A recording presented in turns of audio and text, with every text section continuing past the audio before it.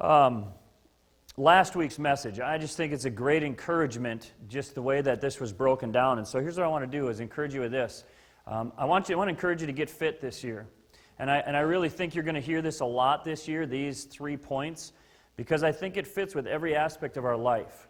Whatever it is we're trying to do, whatever changes we're trying to make, adjustments, whatever, I think that these 3 points really fit really well, and I think it's some good direction.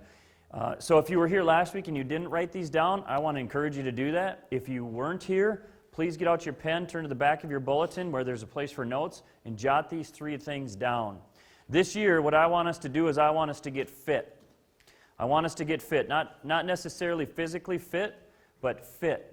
And here's what I mean by that, is we all have these goals, whether they're as a church, as individuals, and I really want us to be set up for success in reaching those. And here's 3 things that I have just kind of learned in my life that I think that we can all kind of get something from. The first is this, the F in the word fit, is to be focused. Be focused. You guys, this is one of the most important things because so many times we have these goals, we have these desires, these things we want to adjust, these things we want to do or complete, but we say them, but then we lose focus on them because we let all these other things come in and distract us. If you want to lose weight, you got to get up every day and you got to be focused on losing weight. If you want to gain weight, you got to get up every day and you got to be focused on that. If you want to grow in your relationship with God, last week we heard some New Year's resolutions. If you want to grow in your relationship with God, you got to get up every day and you got to be focused on growing in your relationship with God. If you want to grow in relationships with other people, you got to get up and you got to be focused on these things that we have in our lives. Too often we say these things and then we just kind of let them go out in never land because we're not focused on them. You need to be focused on whatever these things are that you're wanting to tweak or change or grow in. The second thing, the I in fit, is you have to be intentional. And again, in today's message, you're going to hear the word intentional. Friends, if you have these things that you want to achieve, again, whether it's stuff at church, it's stuff with your relationship with God, if it's personal things, if it's relational things, you have to be intentional about them. Very seldom do people say, on accident, I grew in my relationship with my kids. Or just by accident, I grew in my relationship with God. Just on accident, my devotional life grew. But to be intentional about these things, and just this idea of being intentional, it's just putting that thought towards it. Living your life with some intentionality behind it. Instead of just always on accident. Be focused, be intentional. And finally, the T of being fit is take time. Take time. Friends, we live in a world where we're so crazy busy, and oftentimes we are the ones that suffer from our busyness. We want to get in shape, but we go through day after day without spending a second at a gym. Why? Our excuse is, I just didn't have time. So nothing changes. I want to grow in my relationship with God. I want to read my Bible, but I just don't have any time. Again, we run out of time. We're not focused. We're not intentional. We don't make time for it. I want to spend time with people. I just don't have any time. No, you do have time. You're just not focused and intentional about what you're going to do with your time. Friends, these things, to achieve these things, whatever the goals are you have in your life, whatever the direction is, it takes time. We have to be willing and understanding in advance, hey, this is going to take time. You want to grow your business. I see you guys, these young couples sitting right here. They're putting time into growing a business, and they're seeing the fruit of it. They're being focused on it. They're being intentional about it, and they're putting time into it. And they are the fruit of this stuff happening. Friends, it takes these 3 things. I really believe this, and that's why you're going to see posters out in the lobby. You're going to hear it regularly in messages. To be focused, to be intentional, and take time to achieve these things. And the 3 things as a church, kind of in a general sense, that we're going to focus on this year is growing in our relationship with God as individuals, being focused, intentional, and taking the time to grow in that relationship with God. We're going to grow in our relationship with other people, again, being focused, intentional, and taking time. And we're going to grow as a church, those same 3 points. All of which is just going to kind of be this umbrella of what we're going to be working on and focused on this year. So now we can talk about this stuff, and this is where it gets in today's message. We can talk about this stuff a lot, and we can hear messages. In my opinion, honestly, sometimes it's hard for me to move on from a message because I think that's what we do on Sunday mornings in church. there is this pressure to have a good, engaging message so that people will come back. And sometimes I think we screw up by doing that. Sometimes I think we could do the same message over and over again simply because we don't get it, or we get it, but we don't do anything with it. And this is one of those messages. As I look at that message, kind of those 6 different things, I'm like, man, we should just do that 52 times. Just do it. So that every week we are reminded, we're going to be focused, we're going to be intentional, we're going to take time. And we're going to do that this week on these 3 things. Over and over and over again. Because here's the reality. You guys, we can hear this stuff. We can say this stuff. I'm the one up here. I write this stuff down. I think about it like hours and hours on end. I'm thinking about this stuff. And there's still a lot of it that I don't ever put into action. You see, because that's the missing component. You can listen to the greatest communicator in the world, and you can walk away from that meeting, whether it's a huge seminar, going to Eagle Brook. Bob Merritt's a tremendous communicator. You can do this stuff. And you can walk away, and everyone would walk away, and you'd go have coffee, and you'd say, man, that was a great message. Oh, it was a great message. This joke he told, this lesson he taught, it was a great message. And then you'll leave from breakfast, and you'll go watch the game, and by the time the game is done, you forget what was just said. And so then what happens? Nothing. Nothing happens. And you see in our churches and in our messages in our lives, so oftentimes it is this part of action that is missing. It's doing. A friend of mine, a very close friend of mine, who's challenged me this now for many years, from just a couple years of being in the ministry, because these people frustrate him so much. He would challenge me. He'd be like, man, don't be an Amadou. What the heck are you talking about? Don't be an Amadou. Yeah, don't be an Amadou. I'm like, what are you talking about? Don't be an Amadou. I'm going to do this. I'm going to do that. I'm going to do this. I'm going to get in shape. I'm going to lose weight. I'm going to gain weight. I'm going to read my Bible. I'm going to do my prayers. I'm going to start going on Wednesday nights. I'm going to get involved in the worship team. I'm going to work in the nursery. I'm going to spend time with my kids. I'm going to do all this stuff. You're an Amadou. And all of that stuff might be great, but I'll tell you what, it's absolutely useless if all it is words. It's actually, to be honest, it is so detrimental if all it is words. Because you become an Amadou. That's all you're good for, is someone's going to know that you're going to have great plans, you're going to have lofty ideas and good intentions, but all of it is worthless. It's worthless. Amadou.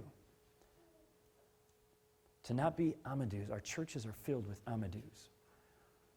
And as a church, you guys, one of my desires is that we would not be that way. That we would have a desire to do something, to take action, if you will. Joshua chapter 6, starting in verse 1.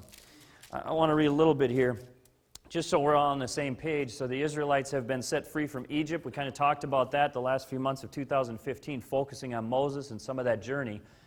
The Israelites have come up out of Egypt. They went through the Red Sea. They're wandering in the desert for 40 years. Moses got himself in trouble. They're going to cross the Jordan, and first thing they're going to have to do is they're going to have to take on Jericho, this fortified city. This is what they're going to have to do. And again, this is the kind of stuff, as I read my Bible, I'm reminded of this. God promises us things, and God gives us guidance, but I'm telling you what, that doesn't mean it's going to be easy. Right? The first thing they got to do is they got to conquer Jericho. Chapter 6, verse 1. Now Jericho was tightly shut up because of the Israelites. Here's the deal, you guys. Understand something. People, they knew the Israelites were coming.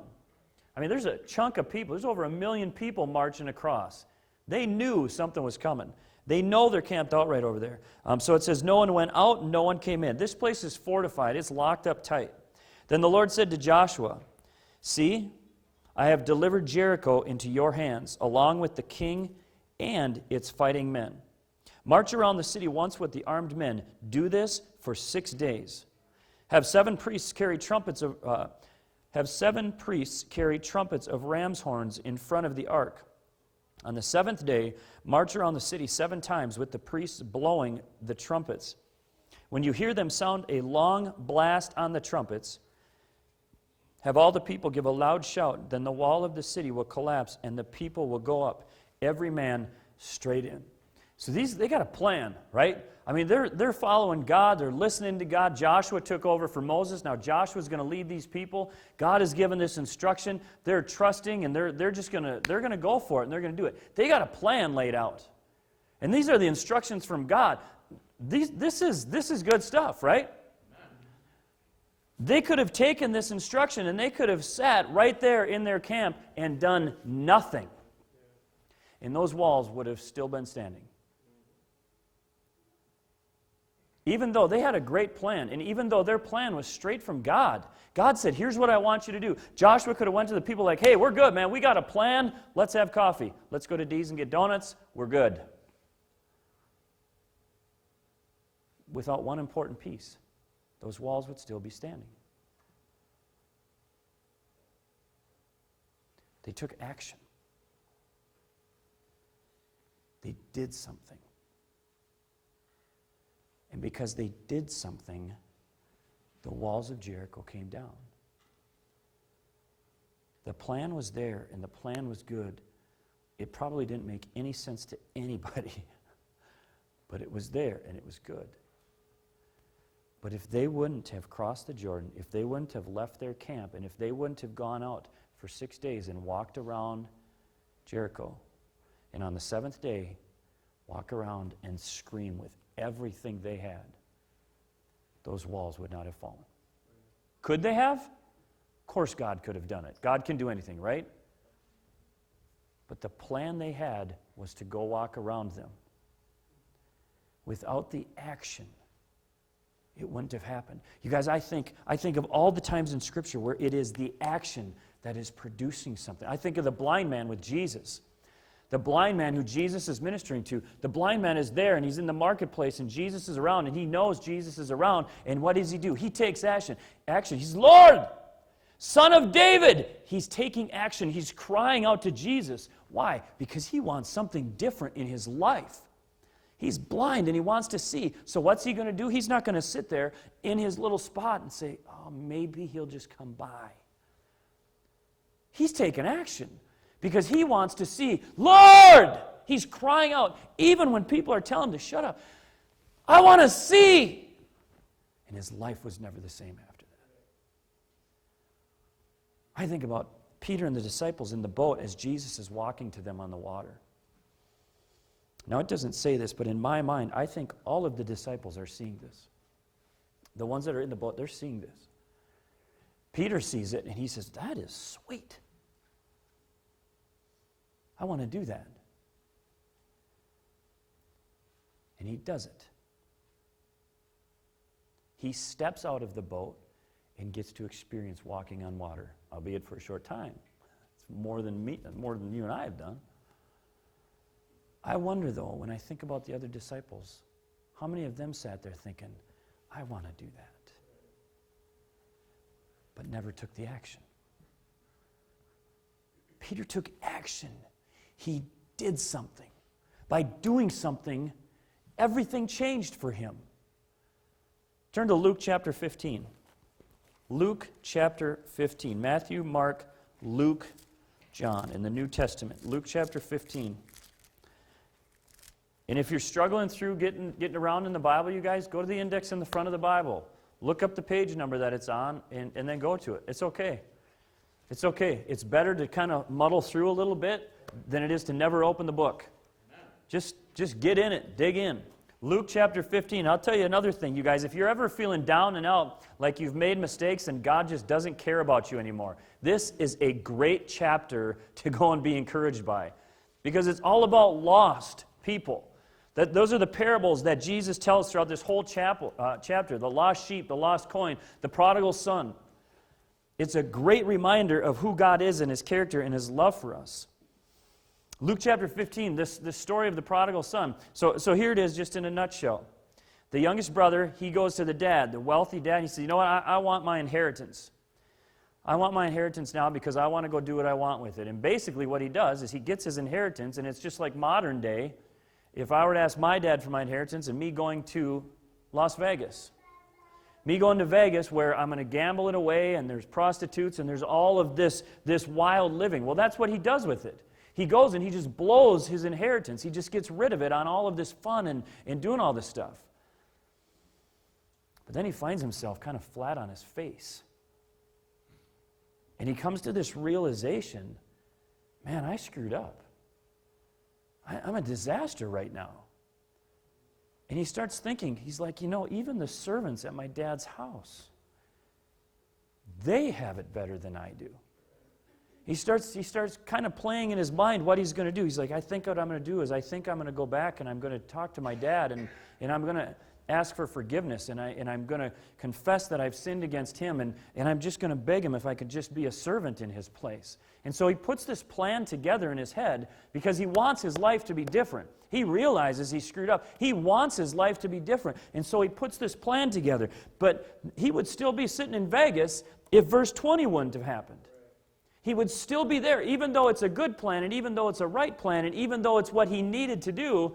Without verse 20, he's still in Vegas trying to find a part-time job as a dancing girl. Verse 20 says this. So he got up and he went to his father. He comes to this realization, what did I do? I screwed up. I've lost everything. Where I am is lower than where the servants are. And he puts this plan together, but he does more than just put a plan together. He does more than just jot some stuff down in his journal. He does more than just tweet his plan or put a post on Facebook. What he does is he actually takes the action and he does something about it.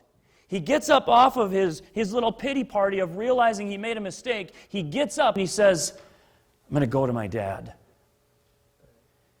Even though I have no stinking clue how he's going to respond to me. I don't know if he's going to turn a cold shoulder to me. I don't know if he's going to just say, get out of here. I don't know if he's going to tell me he hates me or if he's going to embrace me and say, sure, son, you can have a job as one of my servants. He has no idea what's going to happen. But without standing up, walking out of Caesar's palace and getting on a bus to go home, he never would have known. Taking action changed everything. It changed everything for the Israelites marching around Jericho. It changed everything for the blind guy that spoke up. He took action. It changed everything for the prodigal son that says, I have a good plan here, but I'm going to do this plan. I'm going to take this action. Friends, we don't want to be Amadus. It's time for action. It's time for us in our personal lives, in our spiritual lives, our family, in our churches. It's time for us to not just have good intentions, but it's time for us to take action. It's time for us to... Write it down, vertical. This word, action. I'll spell it for you. A-C-T-I-O-N, vertically. Each one of these words is another word, or each one of these letters is a word that I think encourages and challenges us with this idea of action. You guys, this year, 2016, I want to challenge us. I really want to challenge us to grow this year in a lot of different areas, to not just sit, to not just be, but to grow this year. And this idea of taking action is such an important part of the groundwork of us growing. A-C-T-I-O-N, 5 words, 5 points real quickly that help us take action. The first word is this, accountable. So you want to write that down horizontally off the A, just in case you're not following what I'm diagramming here. Accountable. And you guys, here's where this comes to be so important, to have one person in your life. One person in your life that is going to hold you accountable. Somebody in your life that you're going to go to and you're going to say, hey, Bob, here's what I want to do. I want to lose 30 pounds. I want to gain 30 pounds. I want to read my Bible every day. I don't want to drink Coke anymore. I want to quit smoking. Whatever your I want to is, you're going to go to this one person who you trust to hold you accountable. That's going to say, they're going to call you on it. And that's the deal. It's got to be someone that's going to be honest with you. Don't pick a warm and fuzzy friend that says everything you want to hear, because they're not going to help you. Because they're afraid of you. They're afraid they're going to hurt your little feelings and step on your little toes. And that's really where most of us go with this idea of being accountable. Because that, in this role, understand something, in this role, you want the cold, hard truth. That's what you want. But here's the thing. Accountability it's kind of a facade. Do you know what I mean? It's kind of a fake and phony thing. Because the idea of accountability, it really rests on my shoulders. If I'm going to tell Pete, hey, I want you to hold me accountable to this. Well, how's he going to hold me accountable? It's only going to be based on what I tell him, right? So if I say, hey, Pete, I want to quit smoking, which I did last week, so don't worry, but I want to quit smoking, I need you to hold me accountable. Okay, great, I'd love to. Pete calls me at 10 a.m. Bill, how's the smoking going? Great, man, no problem. Yep, no, I'm doing good, But that's the reality of what a lot of us do. You guys, here's the thing. If you want to take action and you want to see something in your life change, you have to pick an accountability person that you are going to be painfully honest with. You're not going to try and warm and fuzzy. If you fail, you're going to tell them you fail, and they're going to say, well, pick up your stuff and keep moving forward. But you're going to be honest with this person. Again, it can't be the warm and fuzzy, and don't get mad at them when they're honest with you. Don't get mad at them when they challenge you and they say, dude, what are you doing? Come on, you said you weren't going to drink 10 Cokes a day anymore. Knock it off. You said you were going to quit smoking. You said you were going to do this. Have that person that's going to hold you accountable. It makes all of this stuff more successful. That's the first word, A. Down to the C. Community. Community. This is the group of people that you're going to be involved in something with. The best example for me for this is exercising. When I just rely on my weights at home to exercise, like when I'm going to get around to it, I am 50-50 on if I'm actually going to do it or not. Because it's just me. I'll let time go. I won't do it first thing in the morning, maybe at the end of the day, if I have time, if I feel like it, if I'm not tired. But there's usually two things that I can choose from. I go down and I exercise, or I sit on the couch with a big bowl of popcorn, nestle in with my daughters, and we watch TV. Boy, there's a tough choice. The popcorn wins almost every single time. But now, the last couple of months, I've been going every morning to the Forest Lake campus at like 8:15. And there's a small group of us that are there. Now, everything is different. Because if I'm not there, they're going to say, where were you? Where are you? How come you're not here? So I'm relying on them, they're relying on me, and now it is 100 times more consistent than it was. Because I have a community around me. Start coming on Wednesday nights. You go to these small groups, pretty soon you have a community around you. People that miss you when you're gone. People that look forward to seeing you, hopefully. But you surround yourself, you do this with a community. People that are around you. Wendy, throw that picture up from last Sunday, would you? This is a great example of community. This is a picture, some of you can't see it real clearly, but this was the group that went out for lunch last Sunday after church. There was like over 30 of us, I think. Some people got there, Mike and Brianna, and they ate like right now, while the rest of us waited forever for our food, which was fine. That was okay. It was just me, yeah. VIP. That's right, VIP treatment. But you guys, this is the kind of stuff you do. Again, here's what I want you to do real quick. I want you to think about this. Being fit, being focused, be intentional, and realize it takes time to be accountable to somebody and to build community around yourself. This, right here what you see, is the fruit of over 30 people being focused on spending time with others from church, being intentional with their day, and taking the time it took to go and do that. Because it's building community. You're putting people around you that are going to help you take action. And it makes a big difference. The A, be accountable. The C, build community. Number 3, letter T, take the first step. Take the first step. And you guys, of these 5 points, this is one of the most difficult. It's taking the first step. Here's the reality. That group of people there were people that came out to breakfast or lunch last week that it was probably terrifying for them to go and do it. There was one young lady in particular, she's always by herself. It's just an awkward situation sometimes, but she took the chance and she came. To take the first step and open your Bible, even though you don't understand a dang thing in there, to take the first step is so intimidating. To take the step to say every morning at 5 o'clock before I get up and go to work, I'm going to spend 2 minutes in prayer. That's intimidating. To take the first step for that furthering education that you have set your sights on this year, that's a hard first step. To take the step to go to an outpatient treatment program, to take the step to go to an NA group or an AA group. You know, a really hard thing to do is to take the step to come to church. That's extremely difficult.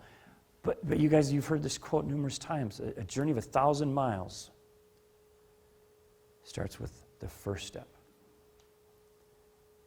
Take the first step in whatever this is. If you want to lose weight, take a step in going to a gym. Take a step in changing your diet. But do something. If you want to gain weight, take that step. Whatever your thing is, take the step of opening your Bible. The Wednesday nights, some of you, I know you've heard this numerous times about Wednesday nights. It's hard to take the first step to come and join a class. You don't know what to expect. You don't know what pressure is going to be put on you. Friends, take that first step, and it's like your life will never be the same again because you did that. Be accountable. Surround yourself with community. Take a step. The I, be intentional. Here's 3 things I want you to write under intentional. Oh, shoosh. Can we ground her or something? Can we do something? Be intentional. You guys, you're going to hear this a lot because we let our life get away from us. How many of you recently you've said, I can't believe it's already 2016? Right? It's crazy. It's crazy how fast time is going by. And here's what happens. It gets going so fast out of control, you look back and you're like, where did it go and what have I done? That's because it's just happening by accident. It's just going on all around you. It's like, man, there's nothing I want to do taking place. So here's the 3 things I want you to ask yourself under intentional. The first is this. Number A. What are you doing? What are you doing? I want you to ask yourself that question. What are you doing? B. Why are you doing it? Being intentional, this idea of being intentional. What are you doing? Why are you doing it? And number C, how are you doing it? Why are you doing it? What are you doing? And how are you doing it? What that does is that creates intentionality in your life. Now, all of this stuff that you're just doing, it has rhyme and reason to it. Because if you don't know why you're doing something, chances are maybe you should cut that out of your life. If you don't know what you're doing, chances are you don't have any kind of a plan. If you don't know how you're going to do it, you definitely don't have a plan. And don't look at this as like, oh, I suck. Look at it as, hey, this is going to give me some direction. Hey, this is going to move me forward towards these goals that I have, towards these changes I want to make. So that's number 4, be intentional. Number 5, again, one of probably the top 2 when it comes to difficulty. Overcome. Overcome. Write that down. Overcome. You guys, this year we have to overcome whatever it is that holds us back, and for some of us that has been holding us back for many, many years. Wendy shared her testimony. I don't remember, Wendy, if it was a Sunday or a Wednesday, but it was last year sometime. She shared a brief portion of her testimony. And Wendy's not old, but she's not young. God, that just sounds like a horrible way to say it. I did the best I could right there. Is that okay? Okay. It made me sad because of where she's at in the church right now. That's the good part. The sad part is that stuff is just happening. Where she's finding worth and she's finding value and she's finding a place where she fits in and she's finding a place where she can grow and thrive and all of this stuff can happen. That's because of overcoming. That's because of getting past struggles. It's because of getting past things that hold us down, these mentalities that sometimes it's because of what people have told us, what people have cast on us. Well, you can't do this because you struggle with this, and you can't do this because you used to do this. And then what happens is then we create it in our own minds. Well, I'm divorced, and there's somebody that's not divorced that would be better at this probably. And, I've been an addict, and there's somebody that has never been an addict that would be better at this. And I still smoke, and they don't smoke, and it'd probably be better for them to do it. And so then what we do is, if we take the first step and we overcome just enough to get our butts in the church, the problem is we just keep our butts in the chair. And we never move beyond that because we don't overcome this thing that holds us down. In this song that we've sang now, we're actually going to close with it in just a couple minutes, this idea that grace wins. Grace does win. Amen? Grace wins. There's an umbrella over here that it's like I'm covered by the grace of God because I put my faith in Him and I trust in that. Grace wins. Grace wins when we choose to step under the umbrella of God's grace. The problem is there's too many of us that know that grace wins. We know that it's abundant, and we see it over there, and it looks wonderful, but we stay in this camp that says, I suck. We stay in this camp that says, I'm so filled with guilt and with shame and with all of these mistakes. Yeah, I believe grace wins for Bob and for Anna and for David and for Dawn and for Pete. I believe grace wins, but it doesn't win for me. Because I've done too much, because I'm too much of a screw-up, because I'm still doing this stuff, because I still struggle with this, because I slid back yesterday. I'm just stuck. There's really no point in me even trying. You guys, that's a big thing to overcome. When we can take that step, and you guys, I'm not mocking this at all, because sometimes it's, listen to this, it takes every bit of everything we have inside of us to muster up that energy to overcome the mentality of who we think we are, who we think everybody else thinks we are, and who God thinks we are. Everything we have in us to just take that step. Overcome that mentality. And finally, here's the end, and we'll close with this. You guys, never give up. Never give up. In the book of Romans, in chapter 5, the Apostle Paul is talking, and he talks about our suffering, to rejoice in our suffering. You guys, we live in a world where we want to get so far away from any kind of suffering because it's not fun and because it hurts. And again, I relate this to exercising. If I want to grow, if I'm going to do 5 sets of 12 of something, it's the 5th set, the last 3, that I'm going to grow because it hurts like hell. Because it's going to burn, because it's going to take everything I have to get those last 3 up, and my muscles are going to tear and they're going to shred, and it's from that I'm going to grow. It's the same thing in life. I equate that to everything. It's painful sometimes to read our Bibles because we don't understand it, because we just don't know how to read because of whatever. But when we press through, when we overcome and we do it, the growth takes place.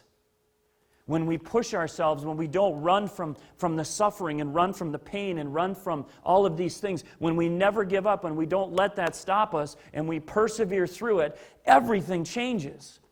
The Bible says that suffering produces perseverance, and perseverance character, and character hope. Mm-hmm. Do you know why there's so much hopelessness in the world today? Because we don't do any of that stuff.